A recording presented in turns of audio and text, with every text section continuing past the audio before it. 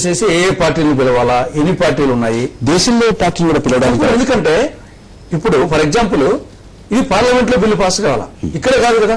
Parliament లో వచ్చేసి అనేక పార్టీలు ఉంటాయి.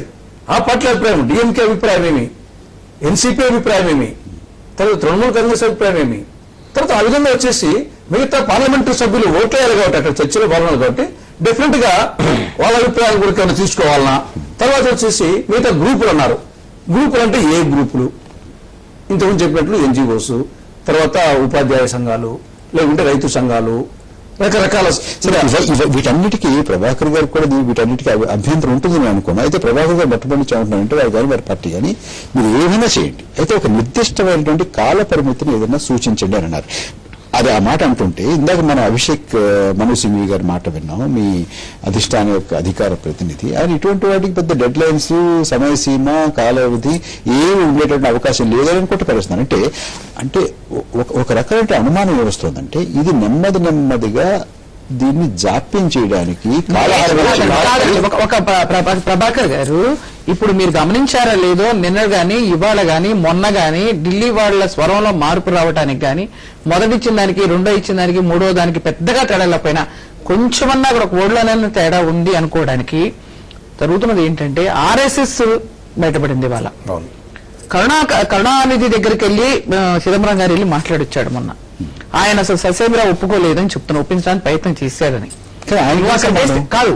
ఎందుకు వెళ్ళారంటే కరుణానిధి గారు వద్దంటున్నారు కాబట్టి, జయలలిత కూడా వద్దంటుంది కాబట్టి. ఏం వద్దంటున్నారు?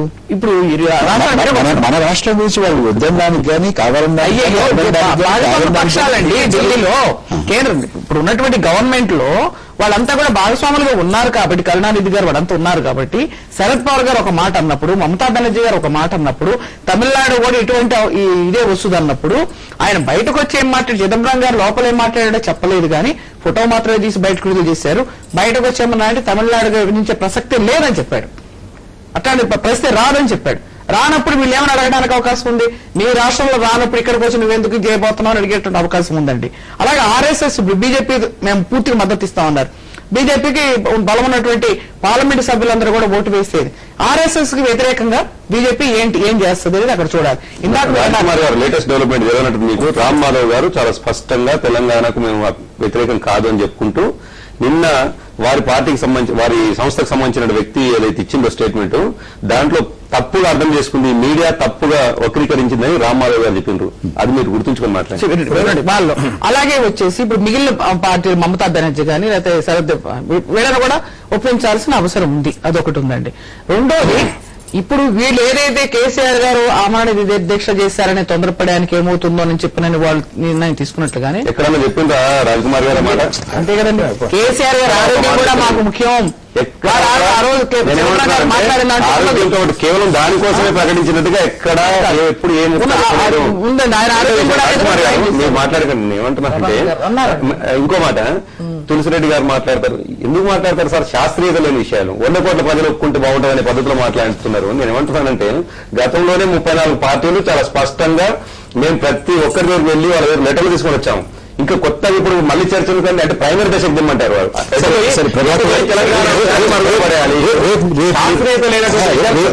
రేపు ఏం జరుగుతుందని మీ అంచనా?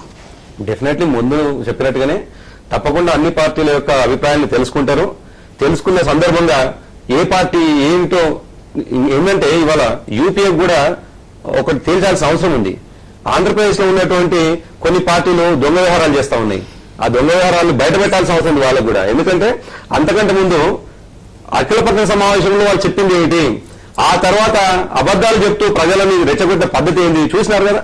కాబట్టి డెఫినెట్ వాళ్ళు రేపు తేల్చాల్సిన అవసరం ఉంది.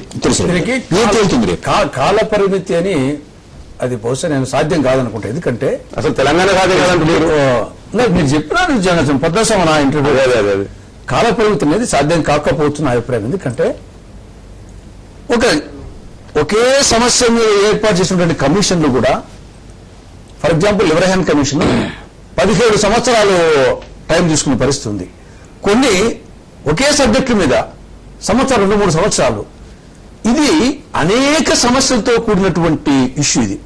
కాబట్టి దీనికి ఇంత నిర్దిష్ట కాల పరిమితి అని అది చెప్పడము సాధ్యం కాదు. చెప్పినా గానీ ఆ టైం లోపల తులసిరెడ్డి గారు ఒక అభిప్రాయం ఏంటంటే అది తెరాస నాయకులు కూడా చాలా మంది చెప్పారు. అంతకుముందు తెలంగాణ రాష్ట్రం విడిపోవాలి, ఖచ్చితంగా తెలంగాణ ప్రత్యేక రాష్ట్రం కావాలని వారు కూడా చాలాసార్లు చెప్పారు.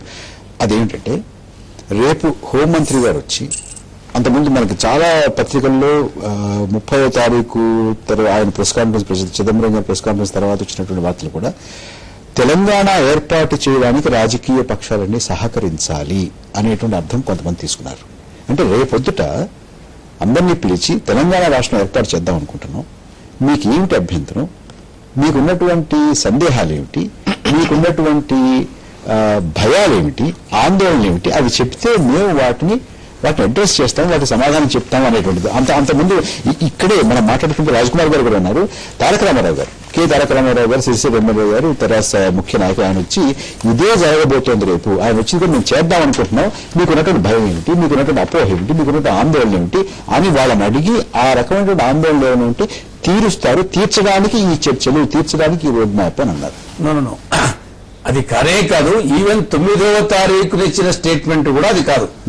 9వ తారీఖున the process of forming the state of Telangana will be initiated అని ఫస్ట్ సెంటెన్స్. ఇమ్మీడియట్ గా నెక్స్ట్ సెంటెన్స్ ఏమి, an appropriate resolution will be moved in the state assembly. Resolution అంటేనేమి, మళ్ళా చర్చ వస్తుంది. అంటే ఈవెన్ మళ్ళా మామూలుగా డ్రాఫ్ట్ బిల్లు కంటే ముందు రెజల్యూషన్, ఆ రెజల్యూషన్ మళ్ళీ వచ్చేసి అసెంబ్లీలో చర్చ, దానికంటే కూడా మళ్ళీ ఇది ఇంకా ప్రిలిమినరీ అనమాట. కాబట్టి ఇప్పుడు దీనికి వారు అనుకున్నంత స్పష్టంగా లేదంటారా? రాజ్యాంగ ప్రక్రియ, రాజకీయ ప్రక్రియలో రాజ్యాంగ ప్రక్రియ స్టార్ట్ అయ్యింది, డ్రాఫ్ట్ బిల్లు కరెంట్ స్టార్ట్ అవుతుంది. ఇంకా అది ఎక్కడో అది వస్తుందని కనుచూపు మేరలో కూడా లేదు. రాజకీయ ప్రక్రియలోనే మళ్ళీ అగైన్ ఛత్తీస్గఢ్, జార్ఖండ్, ఉత్తరాంచల్ చేసినట్టు రెవల్యూషన్ పెట్టాలా.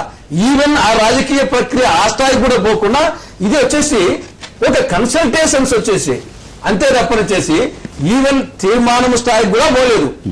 కన్సల్టేషన్ మనకి సమయం అయిపోతుంది. ఒక 4-5 వాక్యాల్లో ఏం ఉద్దేశం, ఏం జరుగుతుంది? ప్రభాకర్ గారు ఒకటి అదే ఏం జరుగుతుందనే దానికంటే ముందు ఒకటి యాడ్ చేసి చెప్తాను. ఇవాళ తెలుగుదేశం పార్టీ కానీ కాంగ్రెస్ పార్టీ కానీ, తెలుగుదేశం పార్టీకి సంబంధించినటువంటి ముఖ్య నాయకులు నిన్న ఎన్టీఆర్ ట్రస్ట్ భవన్లో పొద్దున్నుంచి సాయంకాలం వరకు ఊదరగొట్టు ఉపన్యాసాలు ఇచ్చి, అదే ఎర్రన్నాయుడు గారు ఉపన్యాసం ఇచ్చిన ఎర్రన్నాయుడు గారు సంవత్సరం క్రితం అండి వారే స్వయాన తన చేతులతోటి తీసుకొని పోయి మేము అని చెప్పారు. కాబట్టి అంటే ఆ తెలుగుదేశం పార్టీ స్టాండ్ కూడా కనిపించాల్సిన అవసరం ఉంది, రేపు చెప్పాల్సిన అవసరం ఉంది. అందుకే రేపటికి రిలేటెడ్ అది అదొకటి చెప్తున్నాను. కాంగ్రెస్ పార్టీ విషయానికి వస్తే కూడా కాంగ్రెస్ పార్టీలో ఉన్నటువంటి చాలా కేంద్రం నుండి స్పష్టత ఉందండి. ఇక్కడ ఉన్నటువంటి వ్యక్తులు ఇవాళ అంటే సీమాంధ్రకు సంబంధించినటువంటి వ్యక్తులు కొందరు 5 6 ఎక్కువ కాదు, వాళ్ళు పెట్టుబడిదారులు. ఆ పెట్టుబడితోటి ఇవాళ డిస్టర్బ్ చేయాలని ప్రయత్నం చేస్తారు. పెట్టుబడిదారులను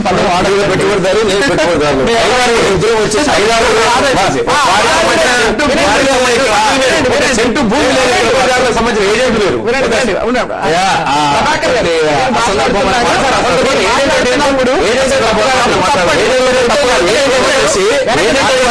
మాజీ జిల్లా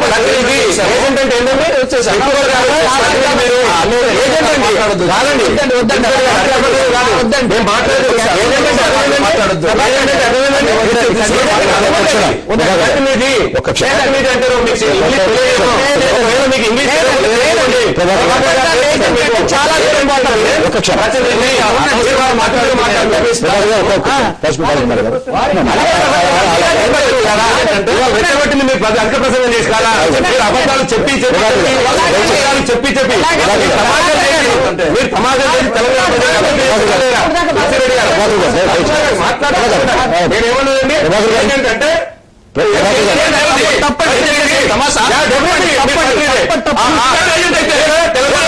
తెలంగాణ కాదు మీరు చాలా పొరపాటు.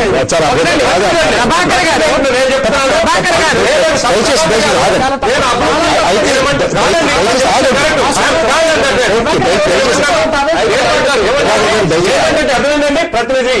ఆగండి ప్రభాకర్ గారు. కాదు, కానే కాదు. ఆగండి. వినండి. ఆగండి, దయచేసి కానే ఆగండి. కాదు. ఆగండి, దయచేసి కాదు, కాదు. దయచేసి. వినండి, వినండి. ప్రభాకర్ గారు, చర్చ ముగించుకుందాం. యాక్షన్ జిల్లా పరిషత్ చైర్మన్ అరే, వారు రాష్ట్ర వాళ్ళ అధికార ప్రజలు ఉన్నారు. వారు ఏమనలేదు, చైర్మన్ ఎట్లా మాట్లాడుతున్నారు? మీరు అందరినీ కట్టొద్దు, మేమంతా మేము డబ్బు లేని వాళ్ళమేంటే ఏంటండి నేను ఉన్న ప్రతినిధి అన్నాను. ఏంటండి దాంట్లో తప్ప కాదు, పెట్టుబడిదారులు 5 ఆరుగురు అన్నారు. 5 ఆరుగురు పెట్టుబడిదారులు అయితే తెలుగుదేశం ఏజెంట్ అంటే లే కాదు, ఏజెంట్ చాలా మంది. అరే, ప్రతినిధి తెలియకపోతే నేర్చుకోండి. పెట్టుబడిదారుల ప్రతినిధి అన్నారు. సమైక్యాంధ్ర ప్రతినిధి బాబు. మీరు డబ్బులు మాట్లాడుతున్నారు. ఇవ్వండి. మీరు అట్లా ప్రభాకర్ గారు, ప్రభాకర్ గారు అనేక సందర్భాలు మాట్లాడుతున్నారు. మాట్లాడుతూ మాట్లాడద్దు. మాట్లాడేది సరైంది.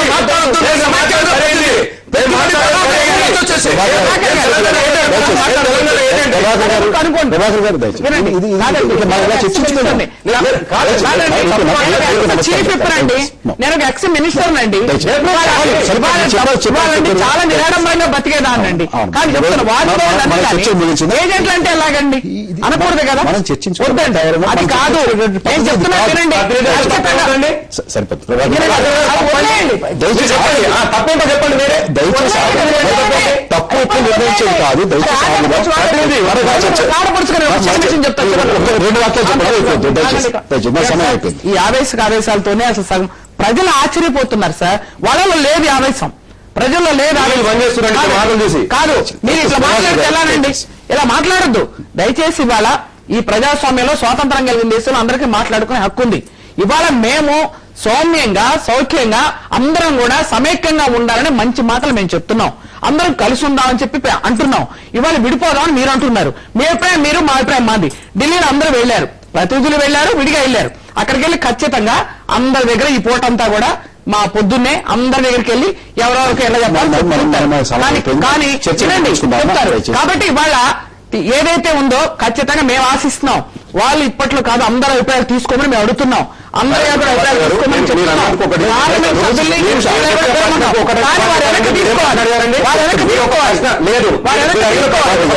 దయచేసి వారు వెనక్కి ఖచ్చితంగా సమాధానం చెప్పాం. మా పార్టీ అభిప్రాయాన్ని మా ప్రతినిధులు కూడా 2 ప్రాంతాల నుంచి వెళ్ళి వాళ్ళ మనోభావాలను చెప్తారు. అక్కడ తరఫున చెప్తారు. మీరు మా ప్రాంగణానికి వచ్చి చర్చలో పాల్గొనేందుకు, మీ విలువైన సమయాన్ని మాకు కేటాయించినందుకు మీకు ధన్యవాదాలు. నమస్తే ఆంధ్రప్రదేశ్.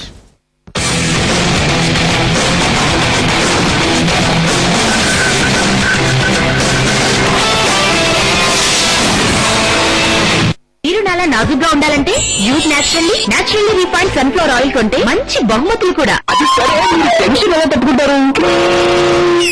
నా ఫేవరెట్ ట్రైన్ ఒక్క తెలుగుతో. టెన్షన్ ఎందుకు దండగా ట్రైన్ ఒక్క తెలుగులు ఉండగా